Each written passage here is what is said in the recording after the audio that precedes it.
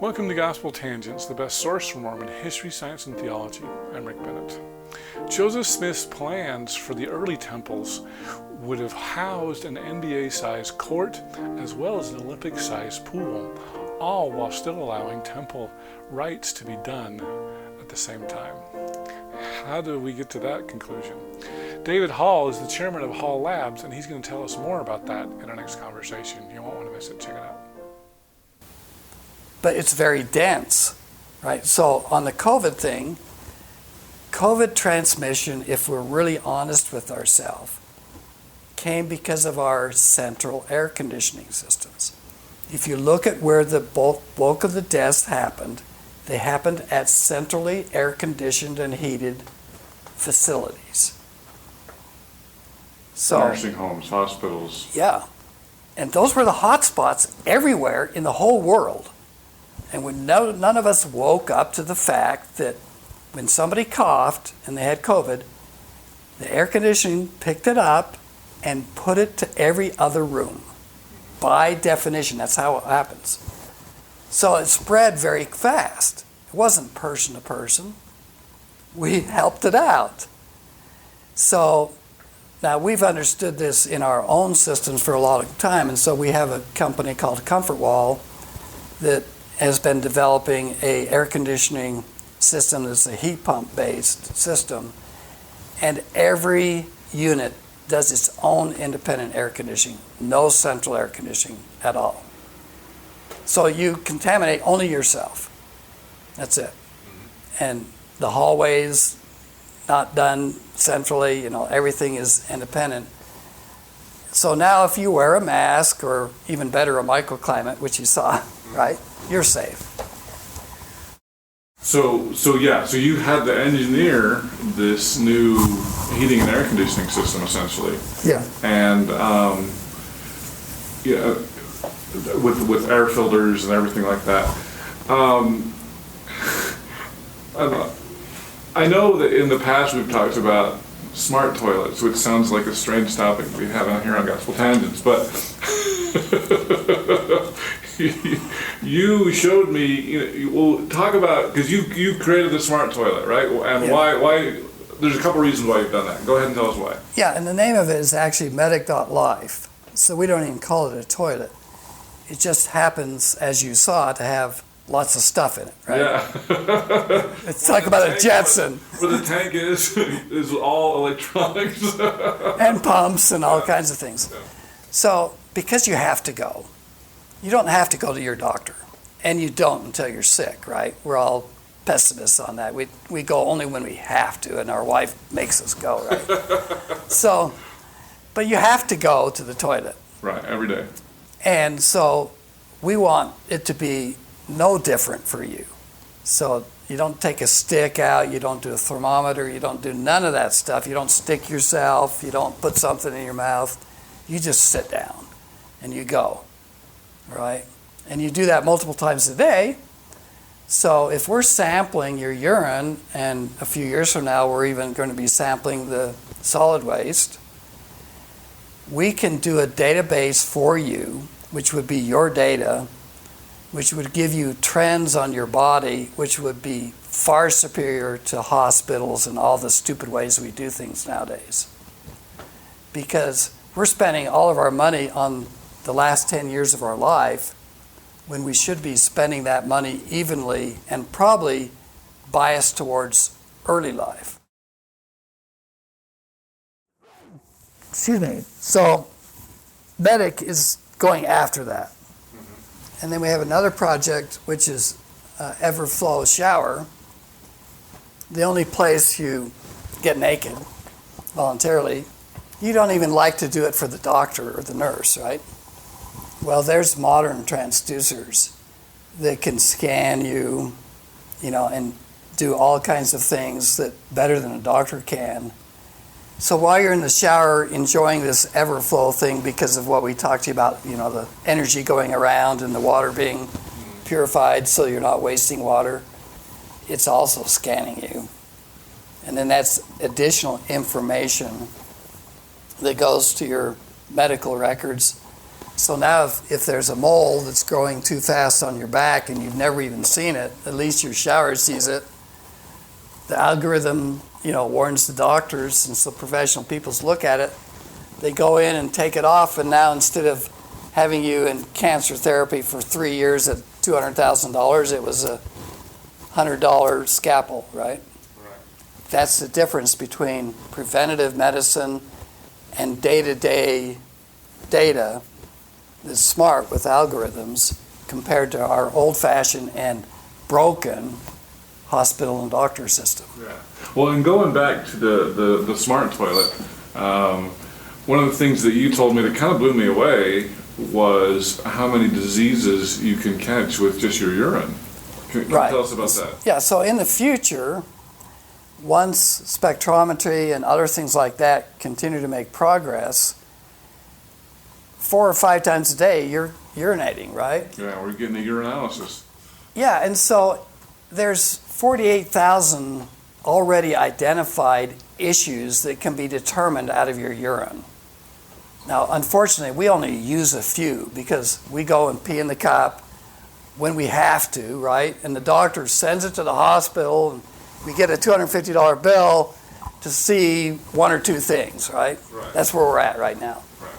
Well, the urine will be able to tell us COVID, it'll be able to tell us everything, most of our problems, once all the algorithms and the spectrometry matures. Well, and you even told me, because I said, well, what about colon cancer? Because typically, for colon cancer, you need to take feces and check it, and you said that can even be discovered in your urine. Yeah. I was surprised to hear that. Yeah, look, the cells from cancer start to spread to your body everywhere, right?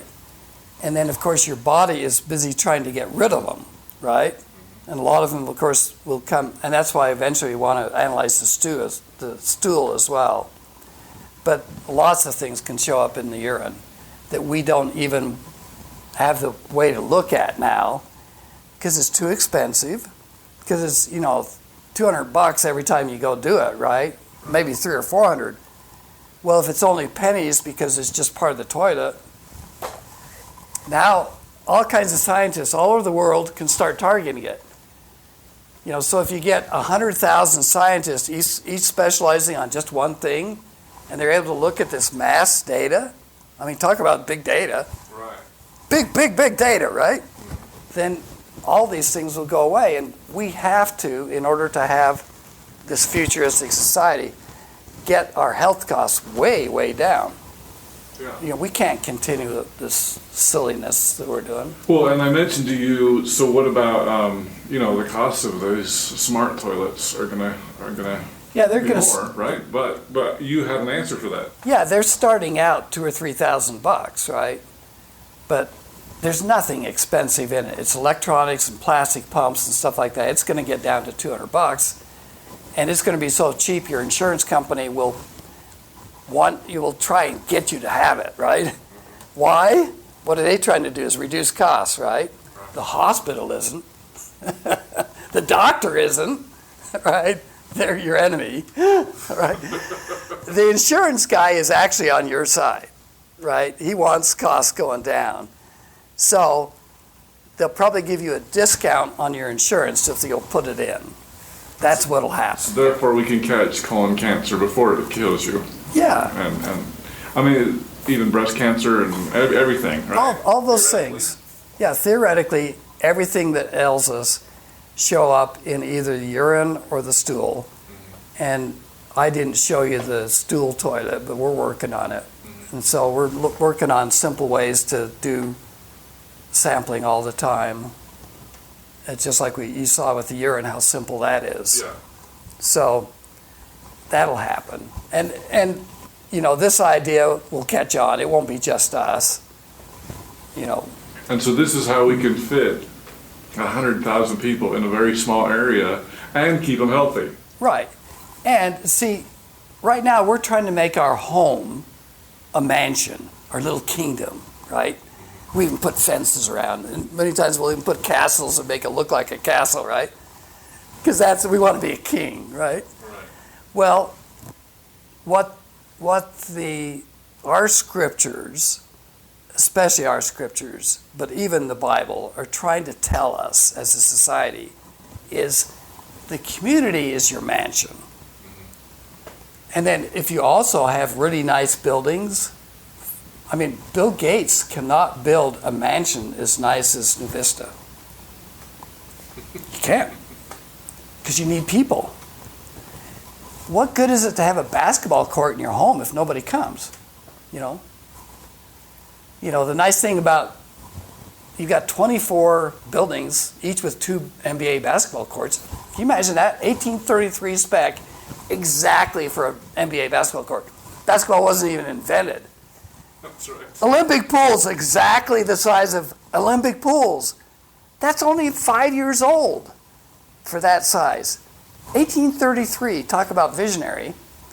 But you got 48 basketball courts, right? Or tennis or whatever. Yeah, it's going 24/7. It's just heaven because people are there. And then, okay, if you want to do endowment ceremonies or seating or something like that, these buildings are perfect for that. More perfect by far than any of our temples now. Privacy and everything, the elevator can be private, the bathrooms can be totally private, no public, anything. It anticipated the privacy problems we're having way back. Well, and I love this because, the original Kirtland Temple, the original Nauvoo Temple were open to the public. The mummies were displayed in Kirtland, in the temple. Yeah. Joseph Smith Sr. used to give tours for 25 cents or whatever it was. And so I love this idea of reopening our temples. It's a community center. There's still private places. Yeah. Like a conference room, too. You have a business meeting, that's private, right? Yeah. So you rent out from the community those areas you need for your ceremonies. You bring down from storage your things, which are different from the Baptists who used it 2 hours before, right? But now it's for all mankind, not just for a select people. Well, and you even mentioned the Olympic-sized pools could be then reused for a font. Yeah, there's 24 baptismal fonts. You don't have it hang up. It was an architect's idea to have it on cattle, right? That wasn't part of a vision. To have it on cattle, what do you mean? Well, the baptismal font on a bunch of. Oh yeah. Yeah, you're talking about the. Yeah, when we centralize one fancy baptismal font, you're just asking for a bottleneck, right? Come on. Well, I know the Salt Lake Temple is going to have 2 fonts finally. Big deal. Every one of these buildings has 24. And they've got bigger endowment rooms or smaller. They can be divided. I mean, one of the specs, and you see it in the Kirtland Temple, it has to be able to be divided, right? So it can be a full, half, quarter, 8, or 12. Right. I know Decide your session size. They used to have they called them bales, but they were essentially curtains that used to divide up the room so you could have your meetings. Yeah, it's part of the specification. And now you've got these vacuum glass to keep the noise out. Yeah, and we've designed fold down rooms so it can be divided much easier with total soundproofing and everything. And I know everybody's going to say, well, this has got to be expensive. Listen, if the community owns all the assets and all you're paying on is rent for what you use, it's cheap. And then, right now, we have to put all this money into a temple for one specific, use, which is not used much, right, when it comes to 24/7. Right. If a building is used 24/7 by all kinds of people, the actual rent you pay for that endowment session is nothing compared to what we're currently doing. Now, you don't have to build chapels, you don't have to build temples, you don't have to build anything, right? Because the community has it all. Yeah, it's multi-purpose. So now your tithing, which is 1/10 of your interest, can all go to the poor like it's supposed to. Because you don't have to buy any buildings or buy any land or run a great big megalopolis, right? You still don't have to do it. The local system, which has this very sophisticated multi-control system, does all that. And even the churches rent. Nobody gets to own anything, right? Right? Yeah, why should the church own it? Right. It's the community that owns it. I mean, I love this because it really is kind of it's visionary. I mean, Yeah, it's all in our own documents. right. I'm not saying anything that's not there. It's just I've spent 50 years studying it, and so it's, I know it off the tip of my tongue. And I'm not there either. I think I've told you that. I'm still figuring things out. Yeah, well, and the thing that amazed me, in fact, I think it was one of the first things you said today when I walked in was, "Oh, I'm not going to do this for 100 years." And I'm like, I don't think you can be around in 100 years, right? So this really is some really amazing futuristic plans. I hope you enjoyed our conversation with David Hall, chairman of Hall Labs. In our next conversation, David's going to tackle the idea of feeding 100,000 people on a very small plot of land. We talked before about how in the heck do we do enough food on a half an acre? I'm glad yeah. Well, there's neat things coming out. The interesting thing, the technology that is going to get us to that solution is the cannabis people. People growing cannabis. There's greater technology there than anywhere about getting yield per square foot. Right. If you'd like to hear the entire interview uncut, please subscribe to patreon.com/gospeltangents for just $5 a month. Patreon is spelled patreon.com/gospeltangents.